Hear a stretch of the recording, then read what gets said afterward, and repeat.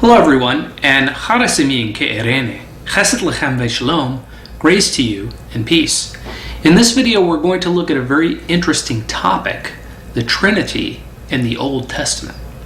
Now, you often hear critics say that the Trinity is not found in the Old Testament, and that it is a doctrine that was invented, quote unquote, at the Council of Nicaea in the 4th century AD. And the concept of God as a tri-unity of three persons who are one God is a Gentile and not a Jewish construct. Therefore, in this video, I am going to demonstrate that such spurious misinformation is patently false by showing you that the Trinity is indeed clearly found in the Hebrew Old Testament scriptures, as well as in Jewish writings and the New Testament. I'm going to limit this discussion to passages where specifically the number of God's plurality is 3. There are many other passages in the Old Testament where God's plurality is mentioned but not specifically enumerated as 3. And I've done videos on some of these in the past and will do more in the future. So let's start with Deuteronomy 6:4, known as the Shema, because that is the first word in the Hebrew. Deuteronomy 6:4 reads, Shema Yisrael, Yahweh Eloheinu, Yahweh Echad. Now, the first two words, Shema Yisrael, are translated, Hear, O Israel. However, the last 4 words are the ones that reveal the Trinity.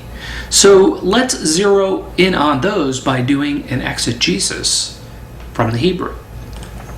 First, we have Yahweh, the sacred name of God, or the Yod-He Vav-He, or sacred tetragrammaton, transliterated as Yahweh, or Jehovah, and translated Lord. The Jews also used the circumlocution Adonai, another word for Lord, or Hashem, short for Hashem HaMefarash, meaning the ineffable or unutterable name. Next we have Eloheinu, which is a masculine plural noun Elohim in the construct state with a first person plural suffix. We translate our God, but note that Elohim is a plural noun as designated by the im ending. Next we have Yahweh repeated again. And finally we have Echad, the word for one. Thus a hyperliteral translation is Yahweh, our God, Yahweh, one. Now you'll notice that there's no verb. This is because in Hebrew the verb haya, or to be, is omitted. Thus you have to supply it. Now the question is, where do we supply the verb to be in the Shema? The King James Version translates, the Lord our God is one Lord. However, that is not ideal as the word order is wrong. One must be at the end. The NASB translate, the Lord is our God, the Lord is one, thus applying the word is twice. However, the ESV and the NIV translate, the Lord our God, the Lord is one. Now, I submit to you that this is the proper English rendering. It also agrees with the Septuagint, the ancient Greek translation of the Hebrew scriptures of the Old Testament, which rendered it Kyrios o Theos emon, Kyrios is estin. The Lord, our God, the Lord is one. The is in the Greek coming at the end. Now, interestingly, you have the name of God repeated 3 times, followed by the number 1. The threefold repetition is a chiasm or crossing pattern in which you have Yahweh, singular, Elohim, plural, and Yahweh, singular. The Zohar which is a Jewish extra-biblical writing, comments on this threefold repetition as follows. And this is very interesting. Really concentrate on this. Very interesting. Hear, O Israel, Yahweh Eloheinu, Yahweh is one. These three are one. But how can three names be one? Are they truly one because we call them one? How three can be one can only be known through the revelation of the Holy Spirit, and in fact with closed eyes. This is also the mystery of the voice. The voice is heard only as one sound, yet it consists of three substances, fire, wind, and water, but all three are one, as indicated through the mystery of the voice. Thus are Yahweh, Eloheinu, Yahweh, but one unity, three substantive beings which are one. And this is indicated by the voice, which a person uses in reading the words, Hear, O Israel, thereby comprehending with the understanding the most perfect unity of infinity in Sof. Because all three are read with one voice, which indicates a Trinity, Talita. So, you see there that the Trinity is in the Hebrew Scriptures, and that is independent of any influence from Christianity, because this is a Jewish text.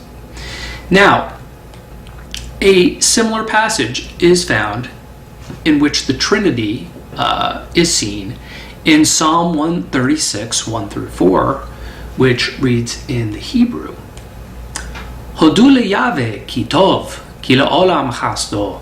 Hodu le'Elohei ha'Elohim, ki le'olam chasdo. Hodu le'Adonai ha'Adonim, ki le'olam chasdo. Le'oseh nifalot gadolot lavado, ki le'olam chasdo.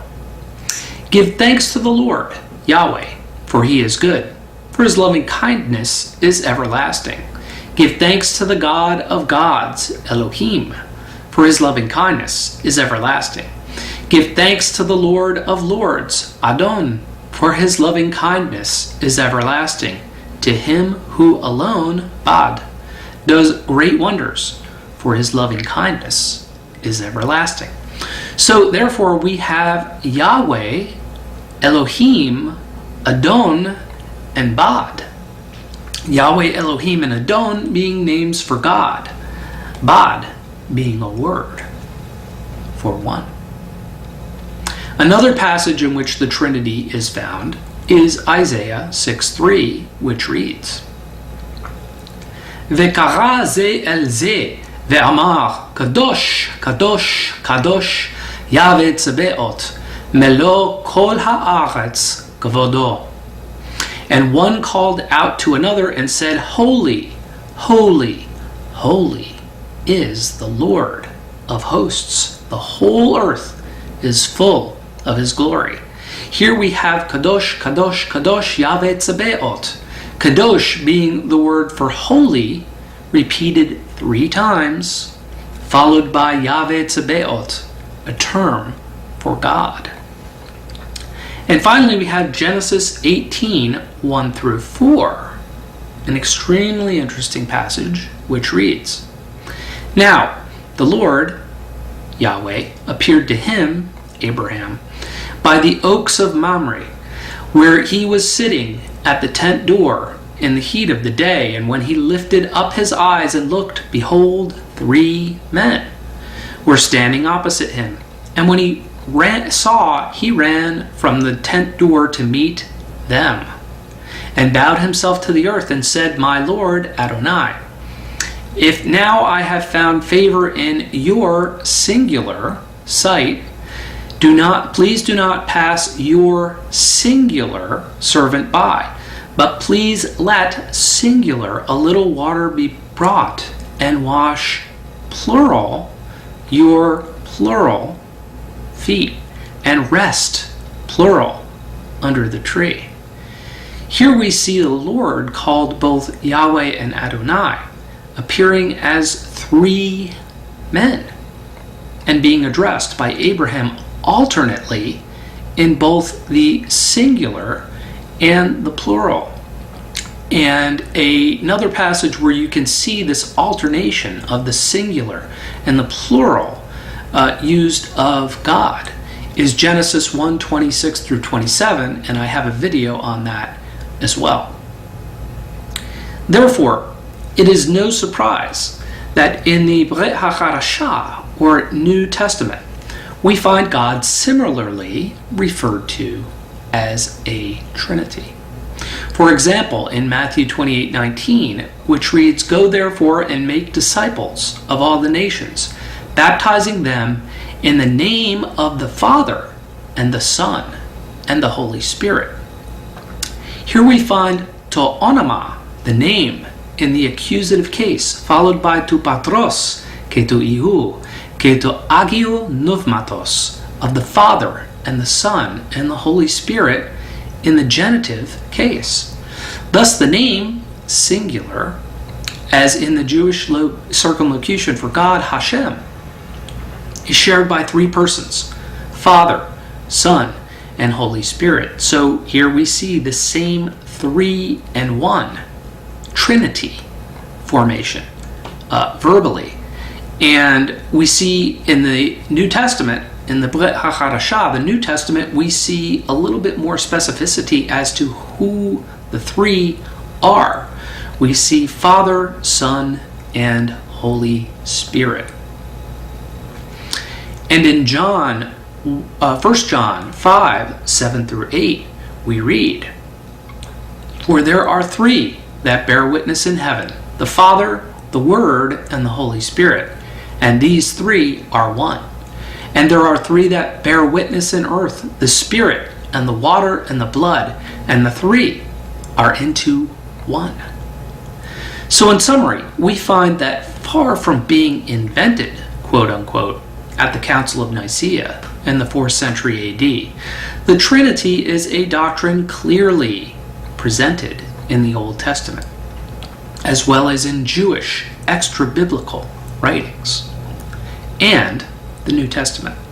The Trinity is therefore a clear teaching of the Bible. Thank you. Evcharisto. Toda rabah.